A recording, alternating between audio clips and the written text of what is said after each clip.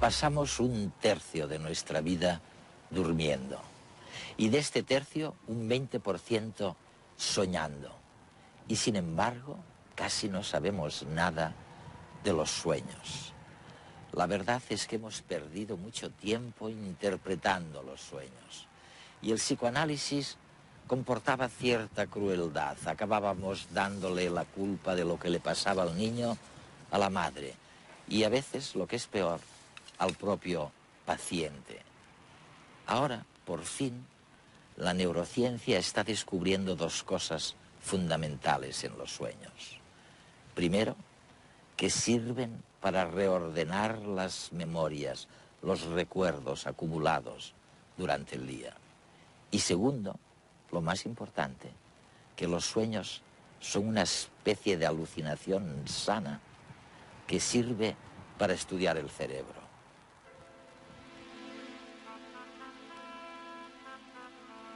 Alan Hobson es catedrático de psiquiatría en la Escuela de Medicina de Harvard. Es autor de varios libros sobre el sueño y los sueños, y será un privilegio contar con su particular visión de lo que nos sucede durante ese tercio de nuestras vidas que nos pasamos durmiendo.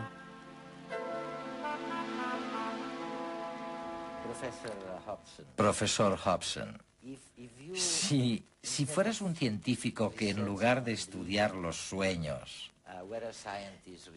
fueras un científico investigando las partículas fundamentales a altas temperaturas, probablemente estarías más satisfecho con los resultados de tu investigación que cuando has investigado en sueños, porque sabemos tan poco sobre los sueños todavía. Sí, sin embargo, son las partículas que conforman nuestra experiencia. Es verdad. Una manera de entenderlo es la siguiente. Contemplar el espacio exterior, mirar todas las estrellas, ver su estructura atómica, todas las partículas, y luego volver a mirar el cerebro. Hay 100.000 millones de neuronas en cualquier cerebro humano. Y todas estas neuronas se componen de átomos. Cada uno de nuestros cerebros es tan amplio como el espacio exterior. Y más interesante que un átomo, me parece. Nuestro cometido como científicos es comprender cómo esta actividad se transforma en conciencia.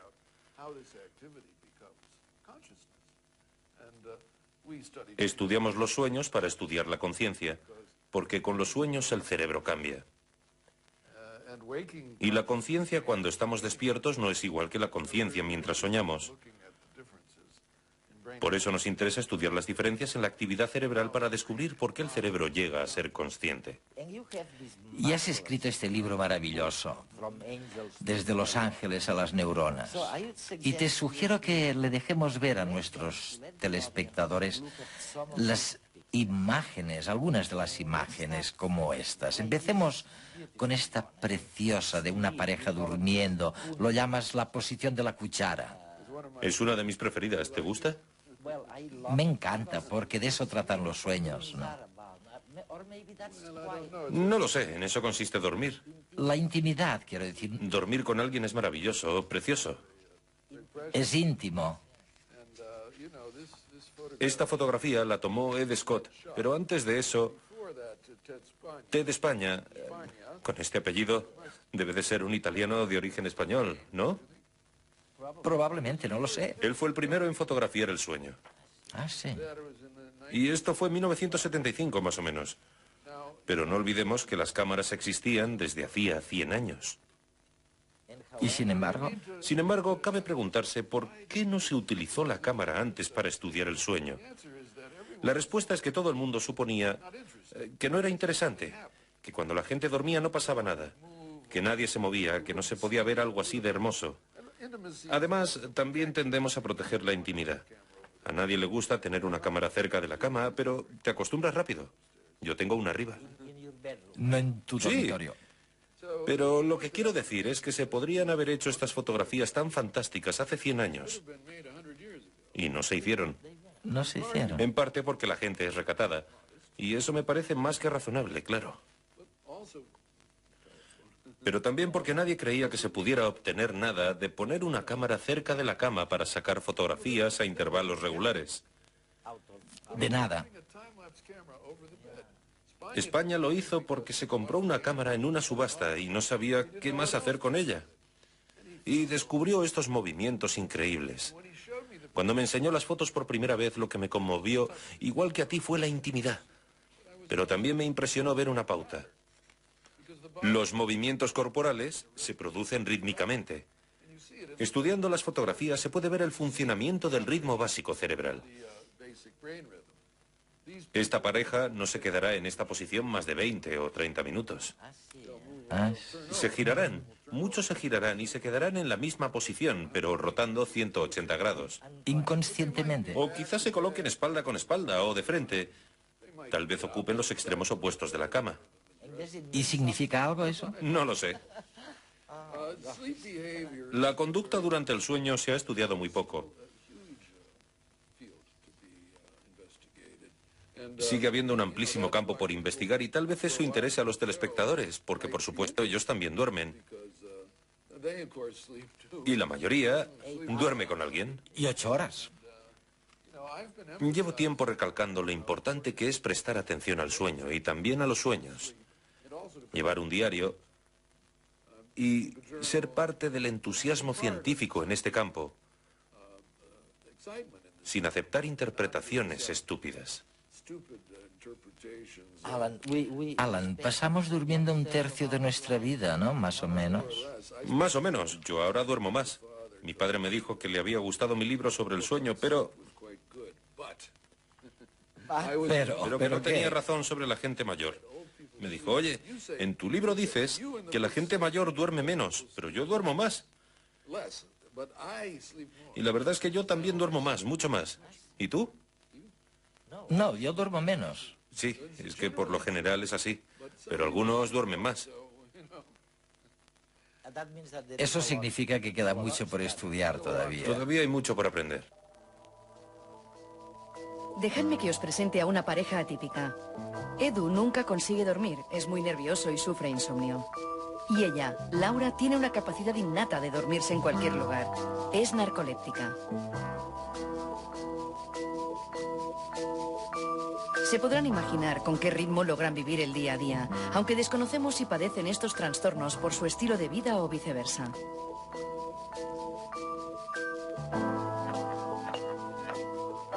¿Por qué dormimos y soñamos? ¿Por qué unas personas duermen más y otras menos? ¿Existe un patrón del sueño ideal y común? ¿Necesitamos realmente distintas cantidades de sueño o solo poseemos una habilidad diferente para obtenerlo? Como ven, todavía hay muchas incógnitas respecto al sueño. Vayamos a la vida de Edu por unos segundos. Su imposibilidad para conciliar el sueño le afecta a diferentes aspectos de su conducta. Mientras está despierto, su sistema de alerta disminuye, está menos atento, menos ágil. Sufre fallos en la memoria a corto plazo. Cuando lleva más de 3 días sin dormir, hasta llega a tener leves alteraciones transitorias de la percepción.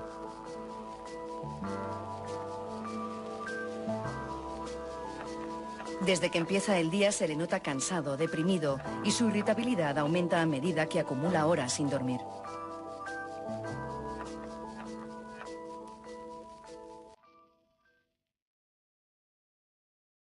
Hablemos de Laura ahora. Ya hemos visto que se duerme en todos los sitios. Estos ataques súbitos de sueño parecen un intento desesperado del cerebro para sobrevivir y evitar de este modo la sobrecarga de información. Las personas que sufren narcolepsia son incapaces de mantener su estado de alerta debido a un sueño nocturno con múltiples interrupciones y un sueño REM fragmentario y de corta duración. Uno de los mayores problemas de los narcolépticos es que su capacidad de sueño es tan repentina que integran alucinaciones transitorias de situaciones que están viviendo en el momento. Es decir, su veloz capacidad de entrar en fase REM durante la vigilia les hace mezclar realidad y ficción.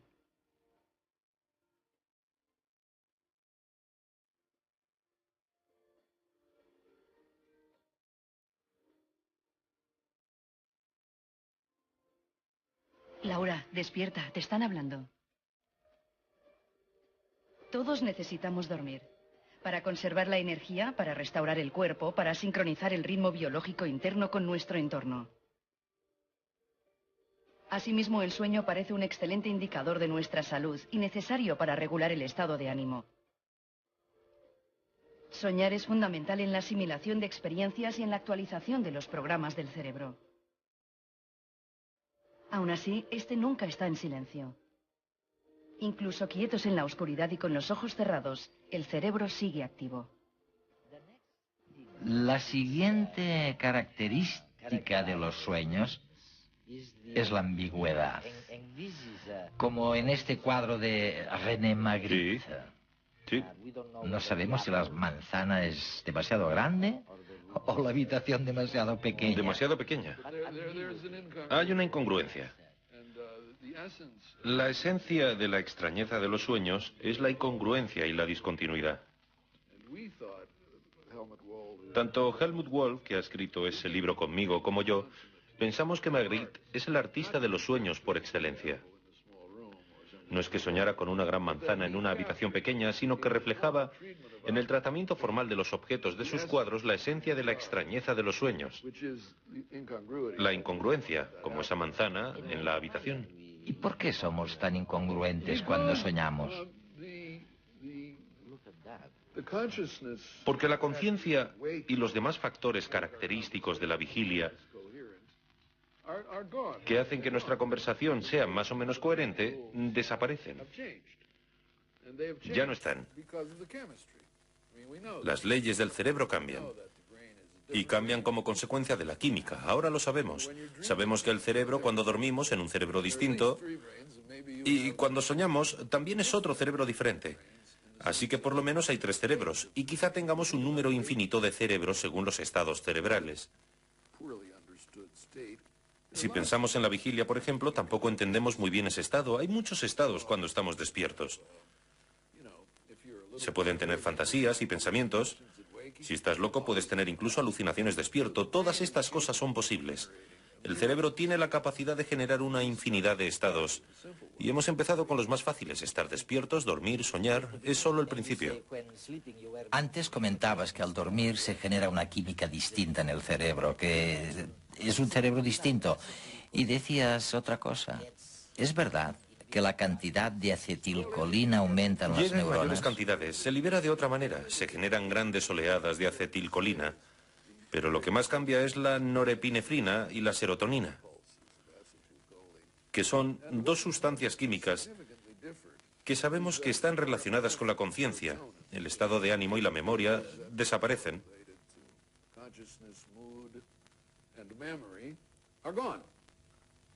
Cuando duermes. Durante el sueño REM, al soñar, ya no se liberan al cerebro. Por eso no puedes organizar los pensamientos. No sabes quién eres, estás desorientado. Tienes toda esa incongruencia y discontinuidad.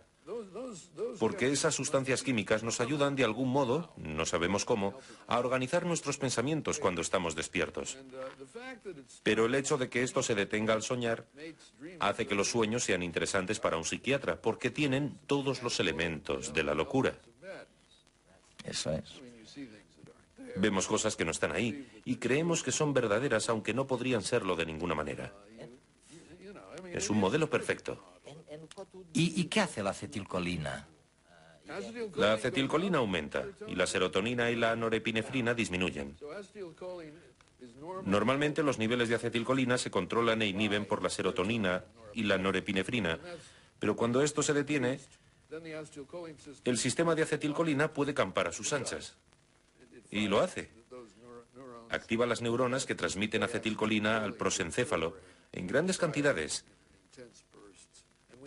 Y gracias a los experimentos de microanálisis sabemos que la acetilcolina se libera en mayores cantidades en el tronco encefálico durante el sueño REM.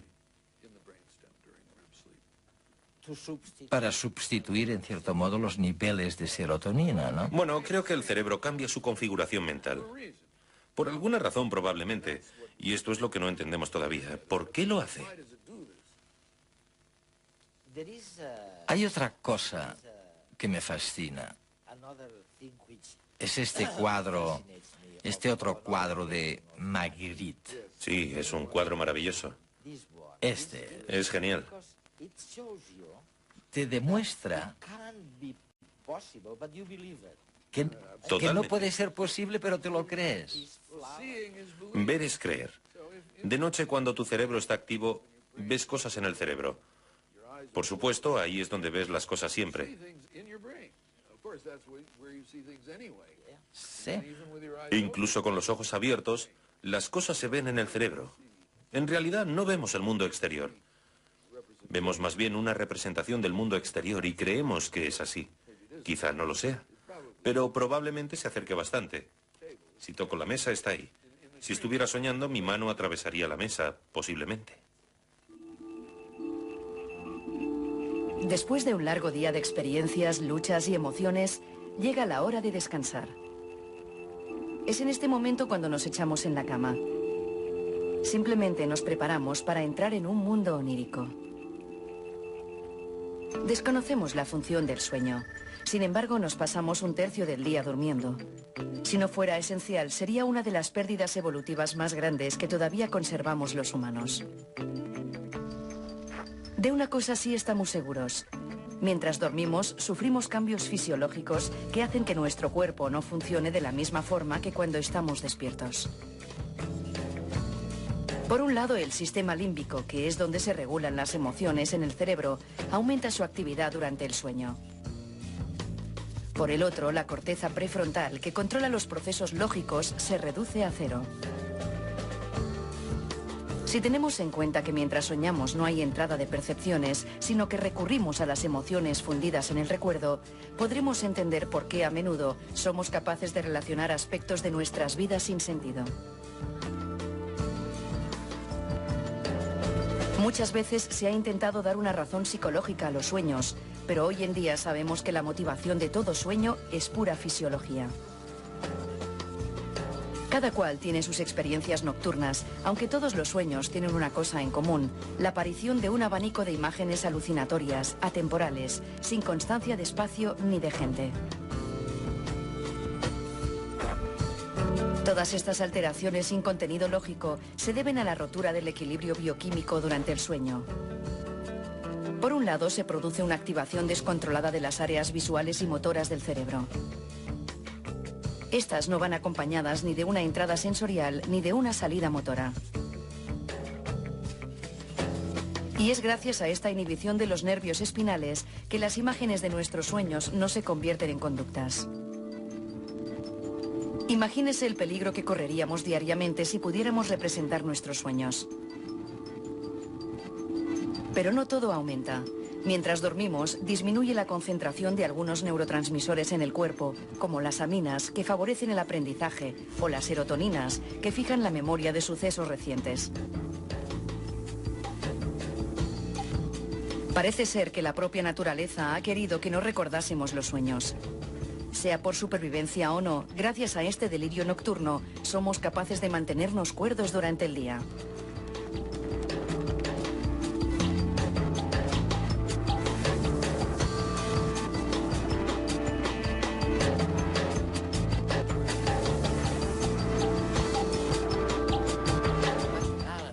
Pero Alan, a la gente le disgusta un poco la tendencia psicoanalista de interpretar los sueños. Pues que no se molesten en hacerlo. Tú dices que no hace falta hacerlo. ¿No es necesario? Pero también dices que hay que seguir estudiándolos. Sí, porque los sueños nos cuentan algo del cerebro. Del cerebro. Evidentemente, un sueño nos muestra un estado cerebral que no comprendemos del todo. Pero la fisiología del cerebro ha avanzado rápidamente. Mucho más rápidamente, me atrevería a decir, que la psicología. Necesitamos con urgencia una psicología descriptiva. No necesitamos interpretaciones, porque las interpretaciones detienen el proceso. La gente pregunta por una característica concreta y luego viene todo un bla, bla, bla. Pero nadie dice que en los sueños no hay gusto, no hay olfato, y siempre hay movimiento. ¿Lo sabías? Siempre hay movimiento en los sueños. Nunca son estáticos. Y sin embargo, pasamos la mayor parte de nuestra vida, por lo menos los que trabajamos en universidades u oficinas, sentados frente al ordenador o al teléfono. Eso nunca pasa en los sueños, nunca. ¿Y por qué? Es interesante. Siempre hay movimiento en los sueños, ¿no? Siempre hay movimiento, lo que en mi opinión significa que el movimiento es un organizador muy importante de la memoria, probablemente, y la organización del movimiento en el cerebro se produce en el lóbulo frontal, cerca de los sistemas de la memoria y las emociones, así que probablemente al decidir moverte hay muchas cosas que suceden en el cerebro.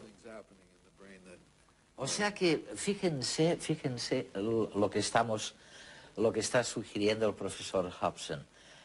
Está diciendo, no se preocupen tanto de interpretar los sueños, a ver si esto es culpa de la madre o es culpa del paciente, la manera en que está pensando, pero estudien los sueños, obsérvenlos de todas maneras, porque nos enseña cantidad de cosas sobre el propio cerebro. Todo el mundo puede ser un científico, eso es muy importante. No hay más que observar los sueños, ¿no? Porque los sueños intentan decirnos algo del cerebro. Y el problema es que algunos se han precipitado a interpretarlos y han perdido de vista el objetivo principal. La mayoría de esas interpretaciones me parecen de poco valor, sinceramente. Miremos ahora otro aspecto. Es de Paul Delvaux. Es fabuloso esta historia, ¿no? Sí, la desnudez representa el aspecto más provocador y luego está el esqueleto. Qué extraño, ¿no? Está esta mujer Sí, ahí. una mujer completamente vestida y otra desnuda. Es incongruente. Clásico. El artista... Sí, también lo sitúa en la noche. Es una escena nocturna. Sí, con la luna. Y el sueño forma parte de ello. Está implícito. La mujer parece despierta, pero podría estar soñando. ¿Quién sabe? Sí. Es frecuente soñar que uno está desnudo cuando debería estar vestido. Nosotros lo hacemos solo cuando toca, cuando lo dice el reloj o cuando se supone que nos lo podemos permitir.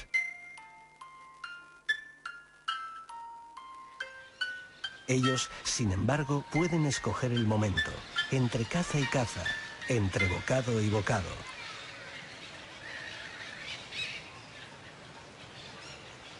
Si averiguamos sobre su sueño, sabremos más sobre el nuestro, sobre el porqué de una práctica que la evolución se ha empeñado en conservar, aún y constituyendo a menudo un grave riesgo.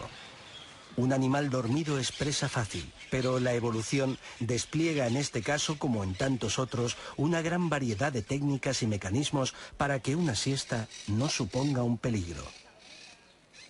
La mayoría, aunque estén en reposo, se mantienen en estado de alerta. Los pájaros logran conservar uno de los hemisferios cerebrales activo mientras el otro dormita. Los primeros mamíferos que aparecieron en el planeta, al ser de pequeño tamaño y refugiarse fácilmente en madrigueras, perdieron esta capacidad. No obstante, al regresar al medio acuático, los mamíferos se encontraron con un ambiente rudo, de donde había que salir para respirar y en el que era difícil esconderse. Los delfines y las orcas cuentan con el sueño unihemisférico que les permite salir a la superficie a respirar y vigilar la llegada de un posible depredador. En tierra firme son los depredadores los que más horas de sueño se pueden permitir, mientras que las presas, como los herbívoros, no pueden bajar la guardia mucho tiempo. Por ello, lo mejor es quedarse en grupo y turnarse para echar una cabezada mientras otros patrullan.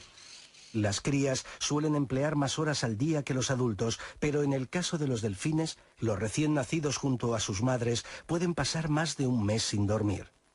La jirafa apenas duerme 2 horas al día, poco más el elefante. Las 8 horas del humano adulto, determinadas por nuestro ritmo artificial, son considerablemente superadas por las 14 del león o las 16 del tigre. El más tranquilo, colgado y escondido tras sus alas, es el murciélago, que apenas abre el ojo durante 3 o 4 horas al día. Podrá ser a veces un riesgo, pero dicen que dormir es necesario. Y lo mejor de todo es lo dichosos que nos hace.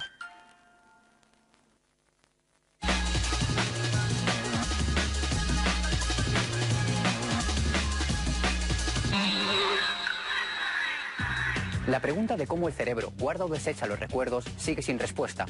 Un nuevo estudio ofrece las pruebas más contundentes hasta el momento de que la información nueva se transfiere desde el hipocampo hasta la corteza cerebral durante el sueño.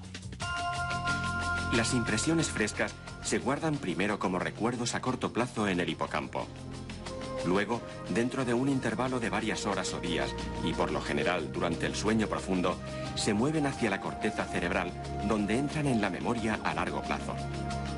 Según el estudio realizado por científicos del Instituto Max Planck, estas áreas del cerebro trabajan en equipo, aunque es la corteza la que controla el traslado de información.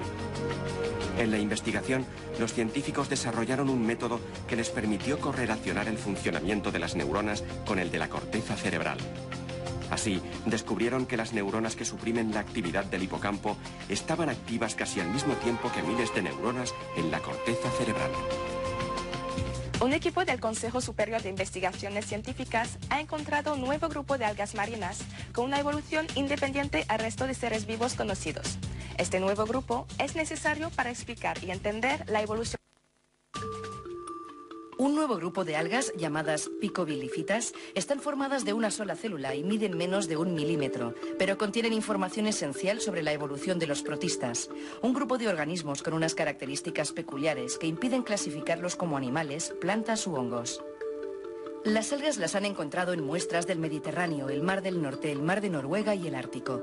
En estos ecosistemas dominan grandes extensiones de los llamados desiertos oceánicos. Esta amplia distribución deja pendientes varios interrogantes, como conocer su abundancia y función ecológica. Para hallar las respuestas, los científicos quieren conseguir cultivos puros de estas algas en el laboratorio y estudiarlas a fondo. Las personas con minusvalías en brazos y manos y las que sufren algunas enfermedades musculares y cerebrales a menudo tienen problemas para manejar un ratón o un teclado. En el País Vasco, a partir de una PDA, han desarrollado un comunicador portátil con varias aplicaciones. Una de ellas es la de servir de mando a distancia. Para ello, lleva un software que permite controlar la televisión o el DVD. También incorpora un teclado formado por 8 teclas con el que las personas pueden escribir textos y una aplicación que predice las palabras y facilita la escritura. Las discapacidades en las extremidades van a menudo acompañadas de dificultades para el habla. Por eso, el aparato lleva sintetizadores que ponen voz al texto escrito por el usuario. Ahora quieren ampliar sus prestaciones para que pueda utilizarse para el correo electrónico o navegar por Internet. Para abaratar el coste de la PDA, los fabricantes han utilizado programas informáticos comerciales que después han adaptado. Las tormentas boreales son fenómenos tan bonitos como misteriosos. Capaces de afectar los sistemas de telecomunicaciones terrestres, son impredecibles. Un equipo internacional de científicos va a lanzar 5 satélites al espacio para estudiar a fondo este fenómeno. Las auroras boreales se producen por la interacción de partículas cargadas procedentes del Sol con el campo magnético terrestre. Las tormentas son explosiones imprevisibles que tienen lugar cuando la energía almacenada en la cola del campo magnético se libera y viaja a lo largo de las líneas de fuerza hasta las regiones polares. Los científicos no saben en qué lugar de la magnetosfera la energía del viento solar se transforma en estas explosiones. Durante los 2 años que durará la misión Temis, los satélites realizarán cerca de 200 millones de fotografías de las auroras y medirán los cambios en el campo magnético y en la población de partículas cargadas. Con estos datos, los científicos esperan encontrar indicios que permitan anticipar las tormentas. Es fantástico, porque los neurocientíficos ahora sugieren o explican lo que tú decías, que la mayoría de la energía que consume el cerebro, y consume mucha energía, alrededor del 20% de la energía total, no la destina a mirar lo que está pasando fuera. Es verdad. Porque el cerebro no ve muy bien. Lo que hace es predecir, imaginar, pensar todo el rato. Oye, confunde. Otra manera interesante de verlo es que, durante el sueño, solo se produce una reducción del 20% en el consumo de oxígeno. Esto está relacionado con la energía, por supuesto. Así que mientras duermes, la actividad de tu cerebro es de un 80% respecto a la vigilia, aunque no lo percibimos así. Nos parece que es cero. Sí. Pero el cerebro está haciendo muchas cosas y evidentemente esto es muy importante para responder una pregunta recurrente. ¿Por qué dormimos? Abandonamos la conciencia, pero nuestro cerebro trabaja continuamente mientras dormimos. Así que todo esto... Tiene un 80% de actividad mientras dormimos. La fase más profunda, en el sueño REM, está casi igual de activo que en la vigilia. De modo que no es cierto que durmamos para descansar. No puede ser así. Quizá un poco, pero solo una pequeña parte. Tenemos que dormir por otros motivos, motivos positivos. El cerebro está haciendo otra cosa con la información. Una de las cosas más extraordinarias del ser humano es la memoria. Sí. Todos tenemos recuerdos increíbles. Yo tengo recuerdos increíbles. Si empezáramos a compartir recuerdos, podríamos estar aquí durante varias semanas. Nuestro cerebro está repleto de recuerdos. ¿Cómo los conserva? ¿Cómo los mantiene actualizados y disponibles? No es una pregunta trivial. Si pensamos en un archivo de fotos con varias películas fotográficas, se deterioraría en 20 años. Buscaríamos un carrete y estaría en pedazos. Pero el cerebro puede hacerlo. Esta noche voy a impartir una charla. Hoy es 7 de diciembre, una fecha muy importante para cualquier estadounidense porque fue entonces cuando los japoneses bombardearon Pearl Harbor. ¿Es verdad? En 1941, hace 65 años. Y sigo recordando con muchísima claridad el momento en el que me contaron lo que había pasado. Recuerdo exactamente dónde estaba, con quién estaba, cómo me sentí. Es increíble. 65 años más tarde, sigo teniendo recuerdos concretos y nítidos de ese día. Lo que quiero decir es que las emociones están estrechamente vinculadas con los recuerdos que perduran. Eso es. Y las partes del cerebro que participan en el almacenamiento de recuerdos están muy vinculadas con las emociones. La amígdala y... Bueno, el lóbulo temporal. Al estimular el lóbulo temporal, como cuando los neurocirujanos operan el lóbulo temporal, por ejemplo, se evocan recuerdos. Los recuerdos llegan al paciente. Recuerdos, olores, sentimientos fuertes. Todo está vinculado en el cerebro. Probablemente, por eso Proust recordó de un modo tan célebre la casa de su abuela en Illiers, con el sabor de una magdalena. ¿Es verdad? Y yo sigo recordando la casa de mi abuela en Washington por el jabón Lifebuoy. El olor de ese jabón es tan intenso. En su cuarto de baño tenía una bañera de esas antiguas con patas. Recuerdo la lámpara, recuerdo todo el baño. Con solo oler ese jabón sé que estoy en la casa de mi abuela.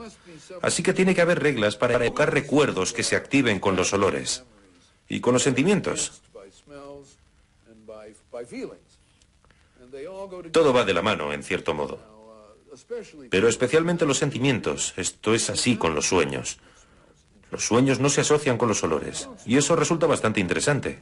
Es verdad. No hay olores ni sabores. No los hay, tampoco lo entendemos. No creo que sea porque se reprima el sentido del gusto. Simplemente es difícil de simular o algo así. Pero el estudio de los sueños nos brinda una nueva manera de ver las cosas. Especialmente cuando observamos ciertos aspectos de la conciencia que se crean con facilidad cuando estamos despiertos, pero no cuando dormimos y viceversa. Es fascinante. Pero las emociones claramente prevalecen en los sueños. Esto es nuevo. Estás diciendo que los sueños están vinculados a las emociones. Es nuevo en cierto sentido. Otra manera de decirlo es que ya no se estudian los sueños. Es verdad. Y creo que es un error. El público debería entender que la observación de los sueños es tan importante como la observación del cerebro. Por supuesto que no merece la pena hacerse un escáner cerebral en según qué casos, pero puedes analizar tus sueños. Y puedes ser objetivo, sin dejarte engañar por esa